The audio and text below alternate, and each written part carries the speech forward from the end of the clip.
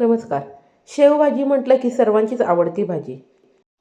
परंतु एकदा तुम्ही अशा प्रकारे शेवची चटणी केली की शेवभाजी विसरूनच जाल. चला तर आपण झटपट शेवची चटणी करायला सुरुवात करूयात.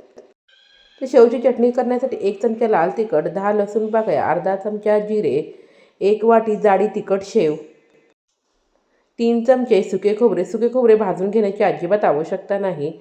3 चमचे भाजलेले शेंगदाणे आणि चवीप्रमाणे मीठ. आता शेव सोडून बाकीचे सर्व जिन्नस मिक्सरच्या जारमध्ये घालून मिक्सर चालू बंद करून आपण हे सर्व जिन्नस ओबडधोबड असे वाटून घेणार आहोत. खूप जास्त अजिबात बारीक करू नये.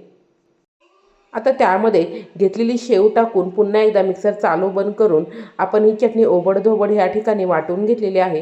ही चटणी चपाती, भाकरी आणि तोंडी लावण्यासाठी तर खूप सुंदर अशी लागते. त्यामुळे तुम्ही देखील अशी झटपट होणारी शेवची चटणी करून पहा. कशी झाली ती नक्की सांगा. धन्यवाद.